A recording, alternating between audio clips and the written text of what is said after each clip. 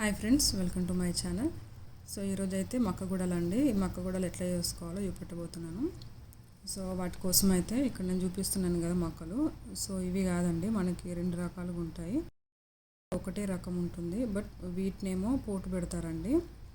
మా సైడ్ అయితే పోటు పెట్టిన మొక్కలు అంటారు. సో మీకు రైట్ సైడ్ కనిపిస్తున్నాయి కదా, ఈ మొక్కల్ని మన గూడలకు యూజ్ చేసుకోవాలి. సో ఇవి నార్మల్గా మనకి గడక కానీ ఇంకా పిండి కోసం కానీ చేసుకోవచ్చు. సో ఇవి ఇట్లా పోటు పెట్టిన మొక్కల్ని గుడాలు చేస్తారు అన్నట్టు. సో మనకి ఇవి సూపర్ మార్కెట్లో దొరుకుతాయండి. సో చూస్తున్నారు కదా, ఇలా నీట్గా క్లీన్ చేసి పెడతారండి. ఇవి మనకు కేజీ 50 రూపీస్ అలా ఉంటాయి. సో నేనైతే మొక్కలు ఇంకా శనగలు అండ్ పల్లీలు తీసుకొని నైట్ నానబెట్టాను. నైట్ నానబెట్టిన తర్వాత వీటిని ఒక 2 సార్లు మంచిగా వాష్ చేసుకొని కుక్కర్లో వేసుకోవాలి.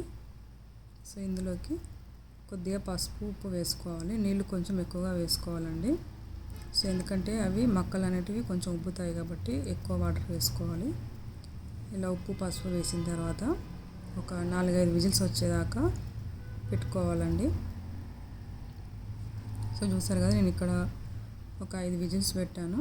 సో మంచిగా ఉడికాయండి మొక్కలు. ఒకసారి చెక్ చేసుకోవాలి, ఉడకలేదంటే మళ్ళీ ఒక 2-3 విజిల్స్ పెట్టుకోవాలండి. సో చూసారు కదా, ఇలా మంచిగా ఉడికిన తర్వాత ఇట్లా వాటర్ పోయేలాగా ఇలా జల్లలో వేసుకోవాలండి. సో తర్వాత ఒక కడాయి పెట్టుకొని దాంట్లో ఆయిల్ వేసుకోవాలి. సో నేను ఇక్కడ పల్లీలు, నువ్వులతో పట్టించిన ఫ్రెష్ ఆయిల్ అండి. సో నేను ఇండియా నుండి తెచ్చుకున్నాను. సో గుడాలకి, గంజిపిండికి పల్లి నూనె కానీ నువ్వుల నూనె కానీ బాగుంటుందండి. సో అది కొద్దిగా వేసుకోవాలి, ఎక్కువ అవసరం లేదండి. సో అలా వేసిన తర్వాత పోపు గింజలు అలాగే ఎండుమిర్చి వేసి కొద్దిగా ఫ్రై చేసుకోవాలి.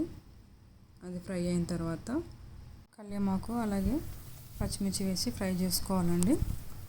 ఒక 2 మినిట్స్ అలా ఫ్రై అయిన తర్వాత చిన్నగా కట్ చేసి పెట్టుకున్న ఉల్లిపాయలు వేయాలి. ఉల్లిపాయలు ఎక్కువగా వేసుకోవాలండి, బాగుంటుంది.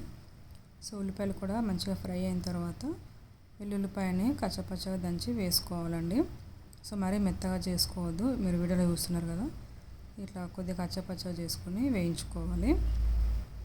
సో చూస్తున్నారు కదా, ఇలా మంచిగా వేగిన తర్వాత ఇందులోకి కొద్దిగా పసుపు, కొద్దిగా కారం, మనం పచ్చిమిర్చి వేసుకున్నాం కాబట్టి కొద్దిగా కారం వేసుకోవాలి.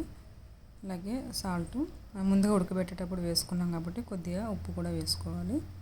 అలాగే వేయించిన జీలకర్ర పొడి వేస్తున్నానండి.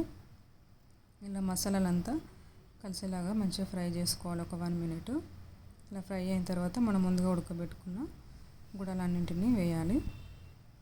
సో వేసి మంచిగా పోపు అంతా గుడాలకు కలిసేలాగా కలుపుకోవాలి. సో ఇలా కలిపిన తర్వాత మళ్ళీ కుక్ చేయాల్సిన అవసరం లేదండి. సో పోపు అంతా కలిసేలాగా కలుపుకొని స్టవ్ ఆఫ్ చేసుకోవాలి. సో అంతే అండి, ఎంతో టేస్టీ అయిన గుడాలు రెడీ అయిపోయాయి. సో ఇవి చికెన్ కర్రీలో కానీ మటన్ కర్రీలో కానీ చాలా బాగుంటాయండి. సో తెలంగాణలో ఎక్కువ చేసుకుంటూ ఉంటారు. సో ఫైనల్గా ఉల్లిపాయ ముక్కలు అలాగే కొద్దిగా నిమ్మరసం వేసుకోవాలి. సో అంతే అండి, గుడాలు రెడీ అయిపోయాయి. సో ఇవి ఎప్పుడైనా మార్నింగ్ బ్రేక్ఫాస్ట్గా అయినా ఈవినింగ్ స్నాక్స్ లాగైనా సో ఎప్పుడైనా మంచిగా తినొచ్చండి, చాలా బాగుంటాయి. సో మీకు ఎలా అనిపించిందో కామెంట్ చేయండి. So okay friends, bye.